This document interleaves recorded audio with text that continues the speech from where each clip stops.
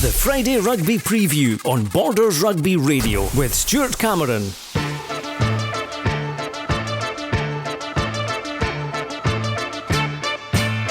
Hello and welcome to the Friday Rugby Preview programme, taking a look at tomorrow's games involving Borders teams. I'm Stuart Cameron, with me is Robin Purdie, and well, Robin, you really do feel now that the season is very much underway, isn't it? Good afternoon, Stuart. Yes, sort of most teams 3-4 games into the season now, and as you say, things are starting to take shape, and yeah, the cream's kind of rising to the top, and other teams are looking like they may struggle this season, but obviously there's a long way to go yet. It certainly is, and Knights are drawing in as well. That's a sure sign that Knights are drawing in. Well, let's begin with the Super 6, where tomorrow Southern Knights are away to Watsonians at Mireside. Head coach Bruce Ruthven has the latest team news for us. We're looking forward to going up to Mireside. It's a lovely place to go. Big open pitch, and Watsonians obviously are quite strong, putting some really good results together at the top of the table. So yeah, it will be a challenge for us again this week on the road, but again, the guys have trained really well. They'll be up for the game. They'll front up well, and look forward to having a crack at the city side. Notes to our squad: Corey Winters comes into the starting centre along partnering Ben Pickles. McGee goes in at 9, Crawford at 10. Familiar pack to the last few weeks. One notable change is Harry Morris comes in at hooker. And at the bench, Harris Rutherford will come in and make his debut for the Knights. Harris is out of Gala Rugby Club, Stage 2 Academy player, so everybody will look forward to seeing how he goes at this level.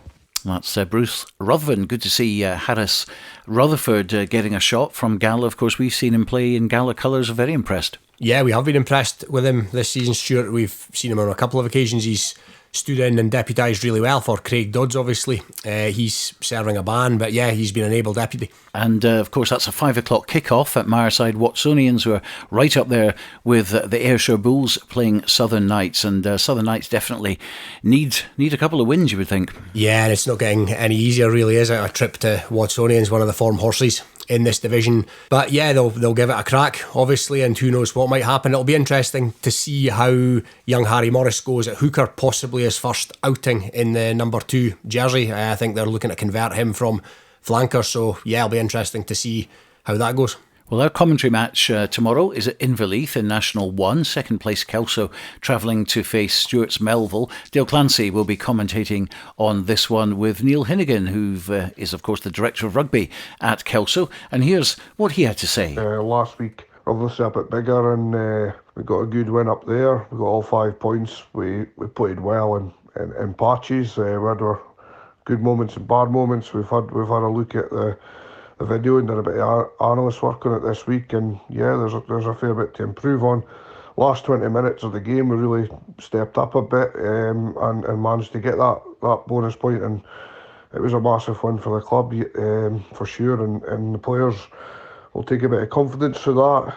Heading to Stumel, I mean, they've had a decent start to the season. They beat GHK on the first day at home, and then narrowly lost at home to Too Bigger, maybe a little bit unlucky that day. So their home record speaks for itself. Over the last 18 months, they've got a really good home record. So it's going to be a hard game up there. We're expecting it to be another tight one, and we just hope that we can get the right side of it. It's a massive year for the club. Spoke about this before. 3 teams go down out of this league, and that's a big thing to motivate every club in the league to stay out of that bottom 3, and we're no different. We've got to get enough points on the board to keep the club where it should be in National 1 as a minimum. So another chance to get more points towards safety. Everything's at stake on Saturday. Points are at a premium, so we go again. On the team front selection, there's only one change to the team. Mark Wilson drops out, and Harry Cooper comes in for his first start of the season. He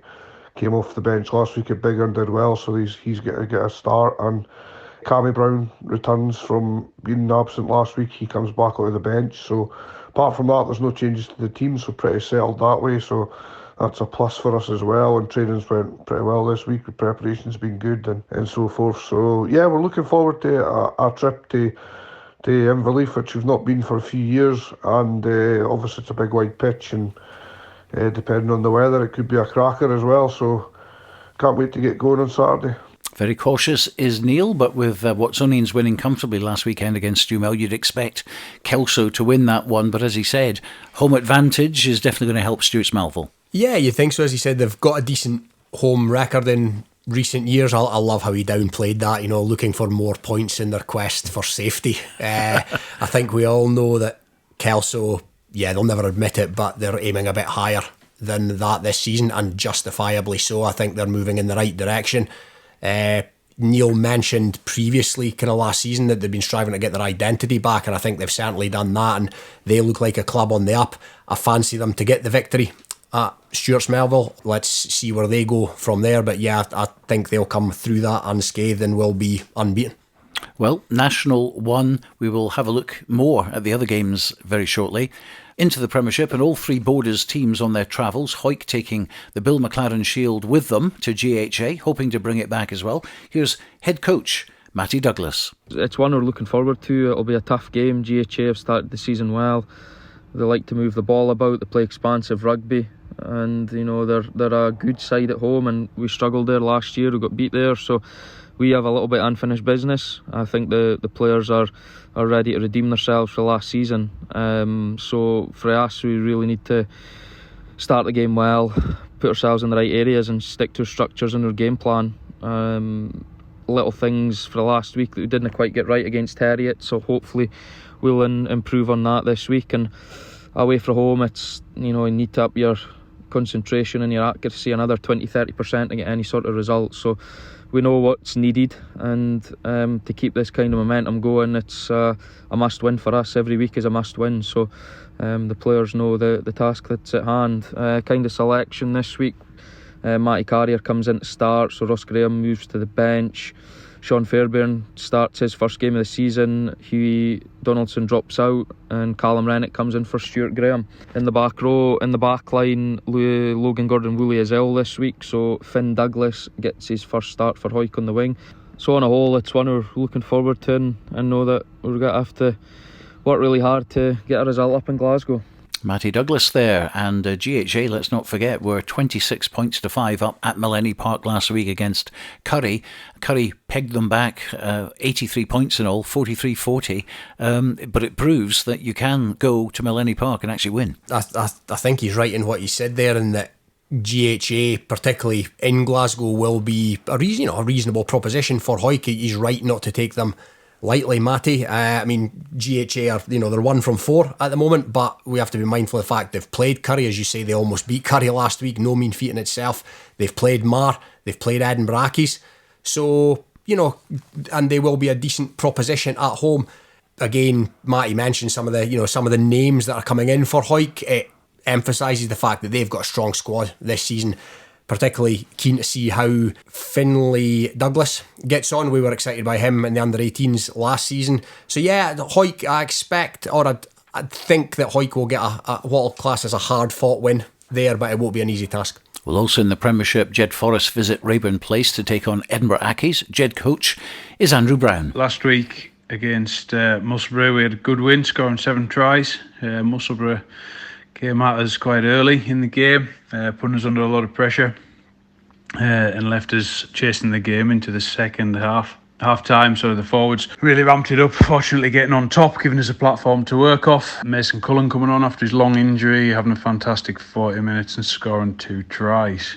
This week, a little bit of unavailability. Gregor and Lewis Young aren't available, and Harry Meadows took a knock last week. He'll be out injured as well. But Rory Marshall, Gary Young, Ben McNeil are all back and available for selection. Obviously be a totally different challenge this week. Up against Accies, obviously had a good win last week and a close game against Hawick, so they're obviously competing quite well. I feel we're getting stronger all the time, and each game going forward, we're competing more and more. We're working hard at starting stronger, so we're not chasing the game come half time, but really happy with obviously the second half. Obviously the boys are fit enough, and we're definitely scoring lots of points in the second half.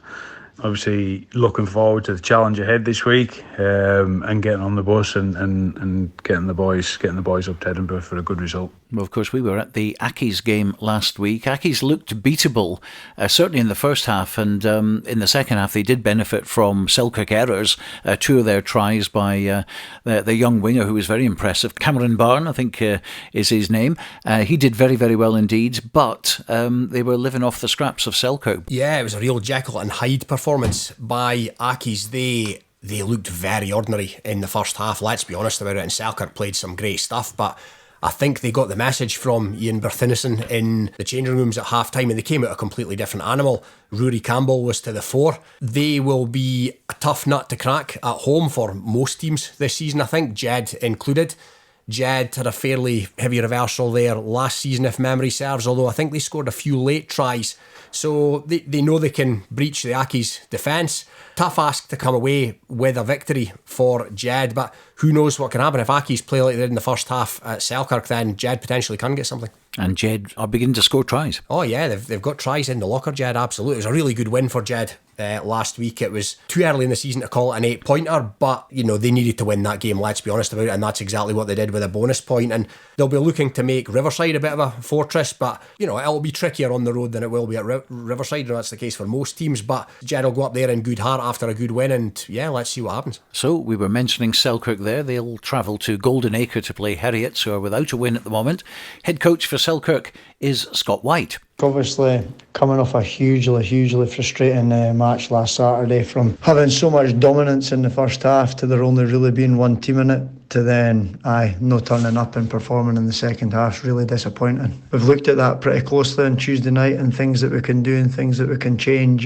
So hopefully week by week players keep improving, and we're on the receiving end of some more wins through the season. So now look, we go up to Heriots this week with a fairly settled squad. Kieran White and Matty Reid will both drop out, unfortunately, this week through injury, but we've got young the academy prop Callum Smythe coming back into the mix this week, which is great, along with Andrew Grant Sutty will return to the fold this week also. So selection's been tough again. It's just what we do in and around selection to the bench as well. I felt the last couple of weeks we've not really got a foothold in the second half, so we'll look at that, and that'll probably be evident in selection when squad comes out for Saturday. But Heriots are a very good rugby team, and they've not picked up a win yet. So, but they've scored 3 or 4 tries against Hawick that were real high quality.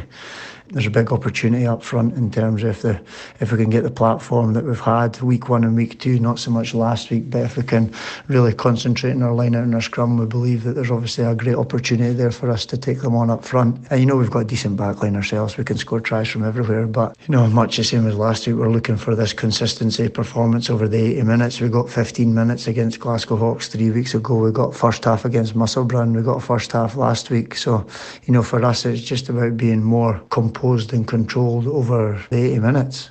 So it's something we've worked on, and we're really looking forward to going up on Saturday as a squad. And on paper, that should be a win for Selkirk, but Heriots will be hurting after that big defeat, 52-21 at Mansfield Park. I don't think there's any secret in the fact that now's a good time to play Heriots, because it's prior to when I believe they're going to get a number of Super 6 players back. So yes, Selkirk will be going up there looking for a victory, but it won't be an easy task, that is for sure. I don't think I've ever seen as much of a game of two halves, for want of less of a cliche, at Philiphaugh last week. Selkirk were absolutely on fire. First half, absolutely cruising going into half time, and then they just didn't come out the sheds in the second half. Will it be a dent to their confidence? That'll remain to be seen. But again, Scott White mentioned some of the names that are coming back in there. That, again, we said it earlier on, it kind of emphasised the fact they've got a better squad this season than they had last season, and I was particularly impressed by Godsmark last week, and it sounds like he's going to be fit after coming off around the hour mark last week. That's a big plus for Selkirk. Belgium international, of course, and he'll be going back to Belgium soon. Yeah, he's kind of here on a bit of I think it's a 6-week placement, but yeah, he was really good. He was possibly the pick of the bunch of the 30 on the field, I would say, last week in the time that he was on. So that's a big bonus for Selkirk to have him back and fit this week. And that try that he scored, which was Matt Reid was involved, Ryan Cottrell was involved, and it was just nice to see them playing so fluently and with great confidence. Oh yeah, that's exactly that. They were a team brimming with confidence until obviously the second half came along. But yeah, they look like, as Scott said, they look like they can score from anywhere. They've got a great back division, but they've also toughened up, maybe, I don't know if that's the right word, but they've got a better pack this season, and they played some beautiful stuff, forwards and backs combining. But yeah, they look like they can do a number up front as well. OK, International 1 then we go. We've obviously previewed the Kelso game, which is our commentary match on Borders Rugby Radio. So let's look at Gala against GHK and bring in head coach Stuart Johnson. Back at Netherday on Saturday against GHK, who'll be obviously coming down full of confidence after a really impressive bonus point win against Highland last Saturday. Obviously, we're on the back of 3 bonus point wins as well, so we'll go into the game full of confidence. A few changes to our team. Harris Rutherford's been rewarded with his performances, and he plays for the Knights on Saturday. So Russell Kerr comes in to get his first start of the campaign. Obviously, Russell's only 17, so it'll be interesting to see how Russell goes. But he's came off the bench twice and impressed, so he deserves a shot. Callum Pate is unavailable this weekend, so Scott Peppers comes back in at fullback, bringing his experience. And Angus Dunn is out, also injured, so Stevie Cairns comes in the starting team again, adding his experience in there. So a couple of changes, but obviously we're bringing in experienced players, so not got any issues with our squad of 20 for Saturday. So I was just hoping some good weather and performance that backs up last Saturday. And you'll be at that game against GHK. Oh well, I'm looking forward to it. Seen Gala a number of times last season. I've seen them this season, and I've been impressed with them since the get-go. To be honest, they are 15 points from a possible 15. It doesn't get much better than that. They've not played what might be deemed to be some of the stronger teams in the league, of course, but you can only beat what's put in front of you, as they say. And yeah, they'll be looking to pick up another win, certainly at home to GHK on Saturday. GHK, some thought, might be a bit of a banana skin. They came up comfortably from the division below last season, and they seem to have a few ex-pros in the ranks. And obviously Peter Wright knows knows his way around the place as a coach. But yeah, I fancy Gala to win that. Really, excited to see Russell Kerr. We seen him in the under-18s. Was it the Shield final against Melrose? And I was particularly impressed with him on that occasion. So it'll be interesting to see how he steps up to full men's rugby. But I'll put Gala for a home winner on my card for that one. But again, I don't imagine it'll be a cricket score. And you mentioned the youngsters coming through, and of course we've heard earlier that Finlay Douglas is going to be taking part for Hoyk in his first start as well. We've heard about Harris Rutherford going straight up to Southern Knights. I mean, that's a fantastic experience for him. And then what's happening with Gala, and of course during the week I was down at Netherdale. Of course, we saw Nairn Moncrief score 6 tries in a match in the under-16s, and he's still 15. He's actually, since that match, he's now become 16. That was his birthday on Thursday, so congratulations to him. But again, a fantastic prospect for the future, and a guy who's completely grounded. Couldn't have done it without the boys. We've done great tonight. Not many mistakes were made, so it was a great night for us. We've got a lot of young talent coming through. I'm one of the older ones, so I can see it coming through, and there's a lot of young boys playing up that still show their skills, so it's great to see. We got off to a rough start, but I think we've got our footsteps now, so it should be good to see what happens. Targeting the 18s, really, that's really just where I want to be. So my birthday's tomorrow, so I should be playing up for them on Saturday, so it'd be great to play my first game for them. It's just good to get off at a young age, so hopefully I'll hold that throughout my career. Yeah, they've got a few prospects at the moment, Gala, haven't they? And he certainly looks one of them. Happy birthday to him. 6 tries, just shy of your birthday, no less. Craig Dodds has been out. We know that. Harris Rutherford's came in. Now he's been effectively promoted, which a bit, then Gala bring in another young prospect in Russell Kerr. That they're in a good place at the moment, Gala, for youngsters, and they're certainly in a good place in the 10 jersey. And also in National 1 are Melrose, unlucky last week to miss out at Ayr. They had a red card for a large portion of the game. I think it was Jamie O'Neill, the Canadian, who fell foul of the referee, but they still scored 31 points. They didn't get their bonus point as far as tries are concerned. They did get their losing bonus, but Ayr accumulated 35 of them. And they're at home to Aberdeen Grammar. Last time out, they did well against Watsonians, put 40 points on them. So let's hear from head coach at Melrose, and that's Bert Greig. Yeah, looking forward to our game at the Green Yards this weekend versus Aberdeen Grammar. It's going to be a special occasion with the great Rugger run finishing at the Green Yards in support of the MMD charity. Tim will be finishing his run and delivering the match ball for the game, which is quite exciting. Sort of a few enforced changes after the red card last week. We actually see Dorry Weir's son Ben Weir coming in to start on the flank for his first start for the club. An injury to Luke Townsend means there's a bit of a shuffle in the back line with Stuart Hutchison going back to his natural position of 10 rather than 12, and still waiting on a couple of availabilities in terms of what that new centre partnership will look like, but looking forward to seeing experienced winger James Brown back into contention after his early season injury. Should be an exciting game against Aberdeen, who've struggled. They've had a pretty tough start to the season, similar to ourselves in terms of travelling.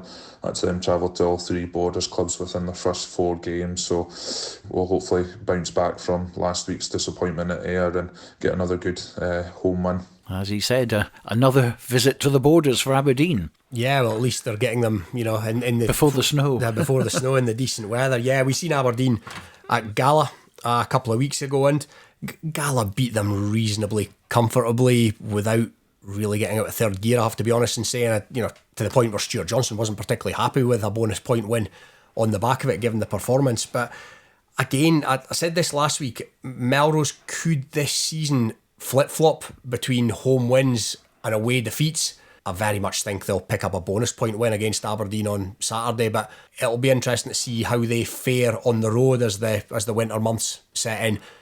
Luke Townsend being out is a blow, but as Bert said there, Stuart Hutchison to come back into 10, moving back in from the centre. There are a few better players in the league than him. Absolutely, and you mentioned their away form there. They were actually leading Melrose right up towards the end, and of course playing with 14 men, so there's a bit of dog, a bit of fight about Melrose on the road, and they're going to have that if they're going to be staying in that top half of the table. Yeah, that's right. I mean, they obviously did quite well last week. I think it was on about the 30-minute mark that their player saw red. They did pretty well, but they still came away with a loss, albeit with a bonus point, and it was a loss the previous away game as well, and you just don't want to see that become a pattern for Melrose. Absolutely. Well, International 2 we go. Peebles' unbeaten run ended last week at Preston Lodge in pretty spectacular style. They went down 32 points to 5. Let's hear what head coach Ian Chisholm has to say about that. It's always funny when you get the opportunity to watch a game back. You get to see things you didn't notice on the day, and then we've built the work-ons into the plan for the week, and we understand we were nowhere near our best at PL at the weekend, and we allowed them to play, and we allowed them to hold onto the ball for way too long. But for me, on our side, there weren't enough players that were offering themselves up to carry ball and organising in the way we want to play. And look, you've got to be desperate on the ball. The wee details matter a lot when it comes to managing and making space on the field and being able to put our attackers where we believe they can be most effective. Look, I think this weekend, if anyone's seen Newton Stuart play over the last few years, they're a quality side. They've got some really exciting backs that can make things happen. And if we turn over ball too easily, or if we kick loose, then we could be in trouble. They put a huge score on a really strong Laswade side down in Bladnoch, and it just reinforces that this league it's going to be so tight, and if you do lose, it's about bouncing back after losses and trying to pick up try bonuses and losing bonus points whenever you can. And we should see a real difference in our intensity both sides of the ball this weekend, but I'm positive that we'll be able to. It'll be a tough game and a great opportunity to play some positive rugby and make amends for last weekend.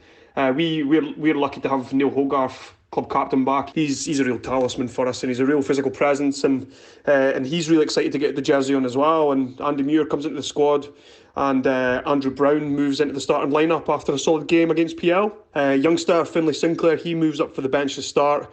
I really think he's a real talent, and I see him as a like-for-like replacement for Roddy Guinea, who he's going to be leaving us to head to Australia at the end of the month. I'm absolutely delighted to have Jack Harrison back in the centre. He's a really clever rugby player, and we really missed him last week. And Donald Anderson, he needs to be in the squad for his rugby brain. He moves to fullback, and Frey McKeever will move over to the wing. Frey had some really quality touches, especially in counter-attack last weekend, and we're really looking to use him in the later parts of the game with his running game. Donald really understands how we're trying to play, so we're looking for him to activate and organise attacks and bring some control to our edge attacks. So look, our squad for Newton Stuart the weekend is Neil Hogarth, Andy Muir, Andrew Brown in the front row, Cammy Pye and Ross Brown in the second rows, Finlay Collins, Finlay Sinclair and Roddy Guinea in the back row, Dave Collins and myself are the half-backs. James Dow, Buster Davidson and Ray McKeever make up the back three.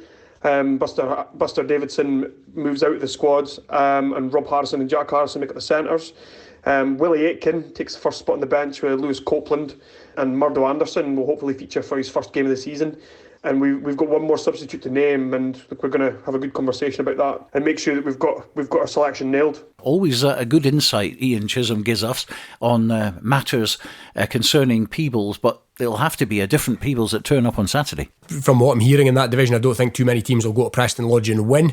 In saying that, Preston Lodge were defeated by last week. I think it was, last Wade rather, maybe 2 or 3 weeks ago, and last Wade got a heavy score put on them by Newton Stewart last week, who Peebles play this week. So it seems that there's a few teams in that division that can probably beat each other. Glasgow, Accies and Kirkcaldy are both 3 from 3 at the moment, but just below that sit Preston Lodge, Newton Stewart and Peebles, and it's going to be interesting to see how that division pans out. It looks quite tight. Well, on to Berwick. They're in the same division and they visit Lasswade, the other team that came up with them from National 3. So the head coach is Colin Young. Berwick, we make the short trip up to Lasswade this weekend. We know quite a bit about Lasswade because we've been in the same league for the last 2 or 3 seasons, and we both gained promotion last season. No doubt they will be watching the video from last year as well to see how they can put something up against us. We're much the same as the victory over Falkirk last weekend with selection this weekend, with 1 or 2 just small minor changes just due to some work commitments. But yeah, we'll be looking forward to the trip up there. We know that they're pretty forward dominant, so their set piece will be trying to get them paramount and get some ball for their backs. But yeah, we'll be up for the challenge. Berwick, of course, won easily at Scremerston against Lasswade, and they weren't far away at winning on the road as well when they played them. So they'll fancy themselves to get that win that they nearly got last season.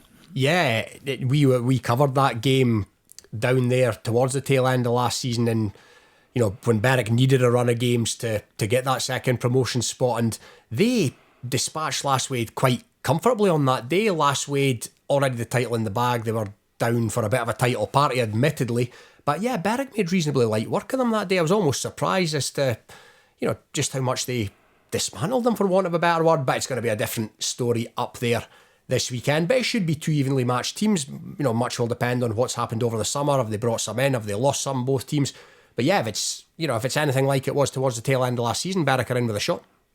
And of course it's building nicely for our hopefully commentary game next week, which will be the derby between Berwick and Peebles. Who would you fancy at this stage?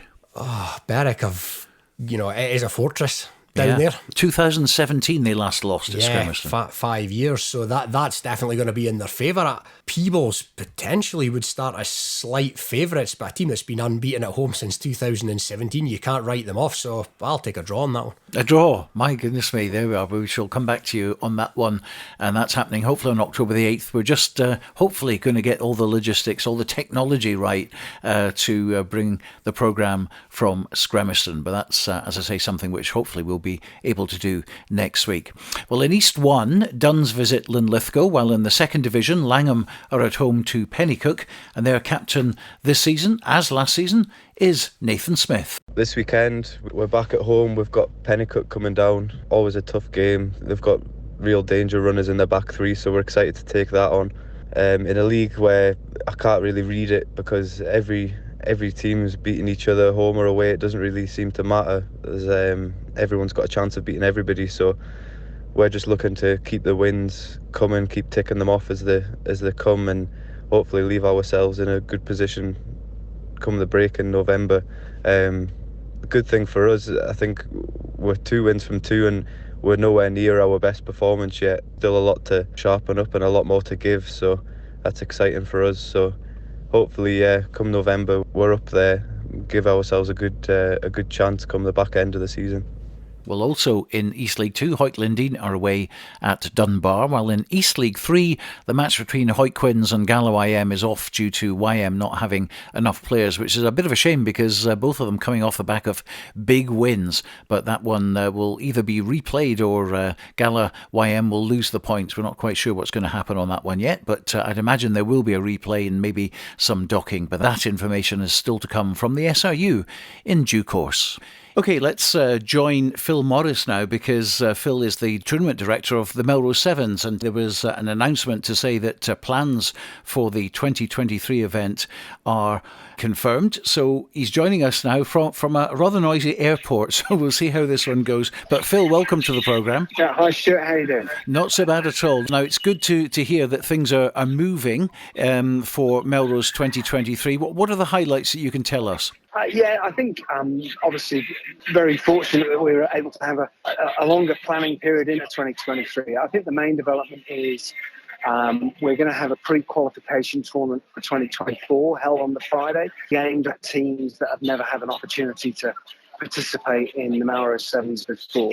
So teams from around Scotland and Northern England, we're hoping will be able to attend. So it's going to be a 16-team knockout tournament. The final will actually be played on the Saturday evening. And then we're going to have an under-18 tournament. Traditionally, Hoyk have had that held on Saturday in clashing with the Melrose Sevens. So they kindly offered to allow us to play that tournament on the Friday evening at the Greenyards to allow the local board as under-18s teams to be part of the Melrose Sevens weekend. So that's the two sort of primary developments. The Saturday is traditional second Saturday with 24 teams, and we're going to have a 4 ladies team competition. So basically the final of the pre-qualification tournament will be on the Saturday at 6:30. The final of the ladies tournament will be at 7 o'clock, and then the final of the 1883 tournament will be at 7:30, as it was this year. OK, now, Super 6 players, are they going to be able to take part this year? Is it going to be similar to last year? Yeah, exactly the same rules as it was last year. So, I mean, we're really looking for teams to bring the best side that they can. So, teams wanting to include their Super 6 players, they're most welcome to do that.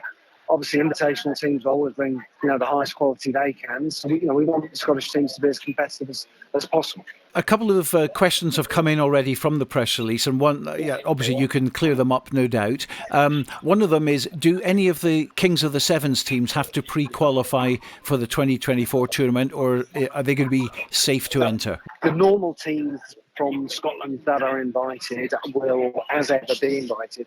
The idea is to give, local teams who just never get given the chance, Stuart, to participate in the Melrose Sevens, an opportunity to qualify for next year. And we've certainly been speaking to a number of local clubs. A number of them seem pretty excited to come along on the Friday. So we're hoping that gives teams an opportunity to develop a sevens program where they can become part of the event in due course. So we're talking the likes of Berwick and Langham. Yeah, we're really hopeful that those kind of teams will say yes. But yeah, the plan is that those guys get a chance to come on. There we are. That's Phil Morris at the end of a very difficult line. We couldn't hear him too well, but I've no doubt when he comes back into the borders, we shall meet up with him in person and we'll have a longer chat with him. But good to see that the Melrose Sevens at least has got a firm date, which is the second Saturday in April. And that's just about it for today. My thanks to Robin Purdie. Do join us live for Borders Rugby Special tomorrow. That's at 2 o'clock for 3 hours of rugby direct from Inverleith in Edinburgh, the old Scottish Rugby Stadium from the 1920s. And it still looks great, I have to say now. It's Stuart's Melville against Kelso in National 1. We'll be back next Friday for our Friday rugby preview. But for now, from Robin and me, bye for now.